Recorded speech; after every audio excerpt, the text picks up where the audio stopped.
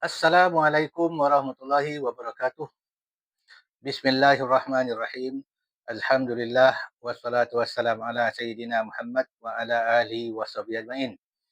Rabbi shrah li sadri wa yassir li amri wa hlul 'uqdatam min lisani yafqahu qawli. Subhanaka la ilma lana illa ma 'allamtana innaka antal alimul hakim. Pertama-tama kali marilah kita bersyukur kehadrat Allah Subhanahu Wa Taala kerana dengan limpah kurnianya kita masih lagi hidup dalam lingkungan iman Islam dan ihsan. Dan sama-sama kita sentiasa bertaubat pada Allah Taala akan segala dosa yang telah kita lakukan sama ada kita sedar ataupun tidak. Dan sama-sama kita sentiasa bermohon kepadanya supaya ia menetapkan kita di atas jalan yang lurus. Pada kali ini saya ingin membuat satu ulasan ataupun reaction yang ringkas dengan bahasa yang mudah dalam masa yang singkat tentang satu statement yang dibuat oleh P.U. Faiz dalam dialog beliau dengan saudara Salman bin Ali yang berkaitan dengan sifat samad dan basar Allah yang berlaku baru-baru ini. P.U. Faiz mengatakan bahawa akidah Nabi SAW dari segi usul aqaid, usul akidahnya adalah sama dengan yang dibawa oleh Imam Abu Hasan Asy'ari. Tetapi daripada segi teknikal ataupun memperhalusinya, itu tidak termasuk dalam akidah ya, yang difaham ataupun yang dipegang oleh Nabi SAW. Reaction saya ini tidak bertujuan untuk mencela ataupun merendah-rendahkan ataupun meremeh ataupun menghasut sesiapa sekalipun.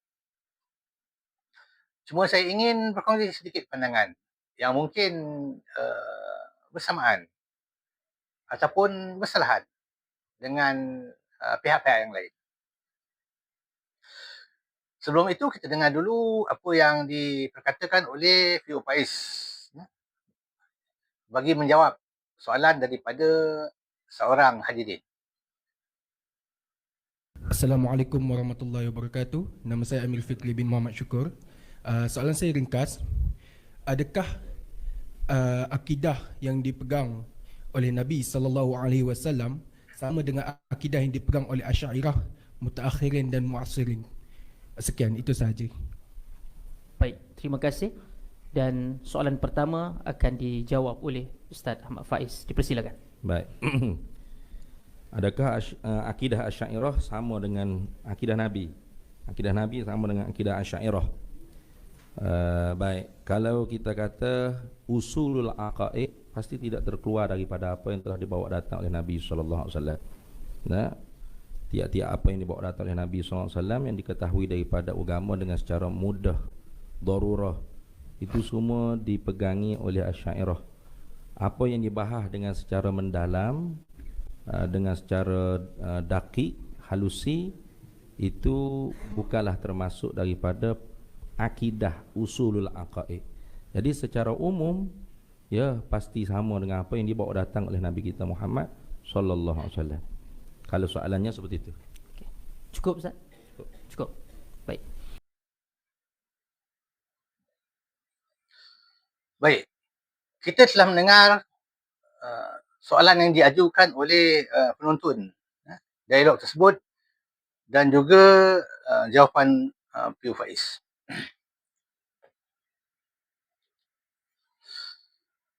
Baik. Jika kita mempelajari ataupun mensusuri ya, manhaj ataupun kaedah Imam Abu Hasan Asy'ari di dalam menyimpulkan tauhid, kita akan mendapati bahawa kaedah beliau adalah bersumber daripada Al-Quran dan juga hadis. Contohnya tentang sifat Allah Ta'ala yang pertama, iaitu wujud. Sifat wujud ini ada dalil daripada Al-Quran dan hadis. iaitu firman Allah Ta'ala dalam surah Al-Ikhlas yang bermaksud, katakanlah wahai Muhammad, dialah Allah yang Esa. Maka ayat ini menjadi dalil bahawa wujud Allah. Kerana jika tidak wujud, tidaklah datang keesaan. Pasti wujud terlebih dahulu. Dan lagi, kalau kita menyemak Al-Quran, kita akan berjumpa dengan ayat-ayat yang menyatakan bahawa Allah Ta'ala yang mencipta langit dan bumi. Maka jika Allah Ta'ala itu tidak wujud, maka tidaklah tercipta langit dan bumi. Kerana Allah Ta'ala lah yang mencipta langit dan bumi dan barang di antaranya. Demikian juga dengan sifat-sifat yang lain. Seperti kidam, baqah, muhal atapahatu, ta'alil hawadis, qiyabuhu binafsih, dan lain-lainnya, semua bersumber daripada Al-Quran dan Hadis. Kita boleh menyemak dalam kitab-kitab yang muktabar, yang tinggi-tinggi, ataupun kitab dengan kitab-kitab yang mudah-mudah seperti Risalah Tauhid, ataupun Syarah Usul Zakir. Semuanya berdasarkan Al-Quran dan Hadis. Tetapi kaedah ataupun seperti mana yang dikatakan oleh P.U. Faiz dalam memperhalusi apakah maksud sifat-sifat Allah Ta'ala tersebut, Imam Abu Hasan Asy'ari dan juga ulama-ulama Asy'ariyah menggunakan kaedah akal. Kerana apa? Kerana akal lah yang memberi kefahaman ataupun yang menimbulkan idea untuk menjelaskan ataupun untuk memperdalamkan. Contohnya, sifat Allah Ta'ala yang keempat, mukhalafatu ta'alal hawadis. Artinya bersalahan Allah Ta'ala dengan segala sesuatu yang baru. Dalilnya terdapat dalam Quran. Kita boleh semak yang bermaksud bersalahan Allah Ta'ala dengan segala sesuatu yang baru. Jadi, dengan kata lain, segala hujah Imam Abu Hasan Asy'ari berdasarkan Quran dan juga hadis Nabi SAW. Tetapi diperluaskan ataupun diperdalamkan dengan kaedah perbahasan akal.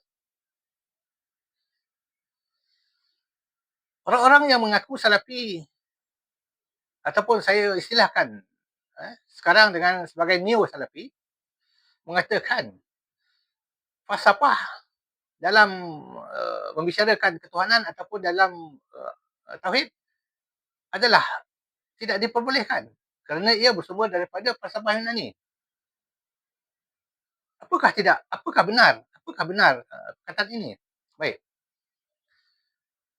Seperti mana Imam Abu Hasan Asy'ari mengambil dalil daripada Quran dan hadis, maka kita lihat apa Al-Quran kata tentang kaedah untuk memperhalusi. Kita lihat bagaimana Nabi Musa berdakwah kepada Firaun. Nabi Musa mengajak Firaun kepada tauhid. Tetapi Firaun kan. Maka Nabi Musa berkalam ataupun berdebat dengan Firaun. Firaun mendatangkan dua orang di hadapannya dan berkata dan membunuh salah seorang daripadanya dan membiarkan salah seorang daripadanya hidup. Maka Firaun berkata, lihatlah, aku boleh menghidupkan seseorang dan mematikan seseorang. Maka dijawab oleh Nabi Musa, cuba engkau naikkan matahari daripada sebelah barat, kemudian terbenam ke timur. Maka patah hujah Firaun. Dan juga seperti kaedah Nabi Ibrahim berdakwah kepada Namrud. Nabi Ibrahim menghancurkan berhala-berhala yang disembah oleh Namrud dan kaumnya, tetapi meninggalkan satu berhala yang paling besar. Kemudian kapak yang digunakan disangkutkan kepada bau patung berhala yang paling besar. Maka apabila Namrud melihat berhala-berhalanya telah hancur, maka ditangkap Nabi Ibrahim. Dan ditanya, apakah engkau yang menghancurkan berhala-berhala ini? Maka dijawab Nabi Ibrahim, tanyakanlah berhala yang paling besar. Kerana kapak itu tersangkut di bahunya. Maka berkata Namrud, tidakkah engkau tahu bahawa berhala itu tidak boleh berbuat apa-apa? Maka dijawab oleh Nabi Ibrahim, jika begitu, mengapakah engkau menyembah sesuatu yang tidak boleh berbuat apa-apa ataupun tidak boleh mempertahankan diri? Demikianlah dua kisah yang disebut dalam Al-Quran. Begitu mafhumnya, begitulah. Bagaimana kedua Nabi itu berdakwah kepada kedua raja yang kafir. Dan bagaimana kedua Nabi itu memperincikan perkara syirik berbanding dengan tauhid. Jadi, jelaslah apa yang dimaksudkan oleh Fiu Faiz, iaitu usul akidah ataupun pokok kepercayaan Imam Abu Hasan Asy'ari dan Nabi dan juga sahabat yang lain adalah sama, iaitu keesaan Allah dan menolak syirik. Tetapi kaedahnya tidaklah sama. Dan kaedah ini tidak dimasukkan dalam dinamakan akidah. Ibarat, untuk kita faham, jika di zaman Nabi, apabila para umat bertanya kepada Nabi, siapakah Allah? Bagaimanakah Allah? Nabi akan menjawab dengan surah Al-Ikhlas. Dialah Allah yang Esa. Allah tempat bergantung. Ia tidak beranak dan tidak diperanakan. Dan tiada sesuatu pun yang sebanding dengannya. Cukup. Tetapi apabila zaman berlalu, manusia telah mempelajari ataupun telah didedahkan dengan kaedah-kaedah yang batil ataupun itikat-itikat yang batil, maka di sinilah timbulnya kaedah perdebatan ataupun memperincikan maklumat atau memperincikan agama ataupun akidah. Dengan arti kata yang lain, kaedah ataupun cara memperincikan dengan kalam debat, dengan perbahasan adalah sumber daripada Al-Quran. Al-Quran dan juga hadis. Bersumber daripada kaedah bagaimana kedua Nabi, Ibrahim dan Nabi Musa, memperincikan tauhid. Demikian juga jika kita menyemak sejarah, terjadi perdebatan di antara Nabi Muhammad dengan Yahudi, Sayyidina Ali dengan Yahudi. Kita boleh semak. Jadi jelaslah apa yang diperkatakan oleh Fiu Faiz adalah benar.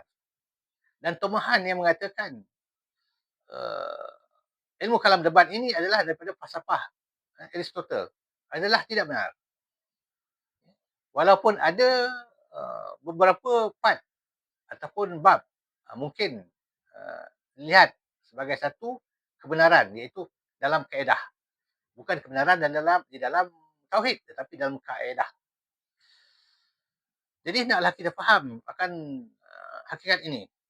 Kerana apa? Jangan kita berkata dengan perkataan yang membawa kepada kekufuran yang menjadikan fitnah kepada Nabi SAW dan juga imam-imam akidah kita yang terdahulu.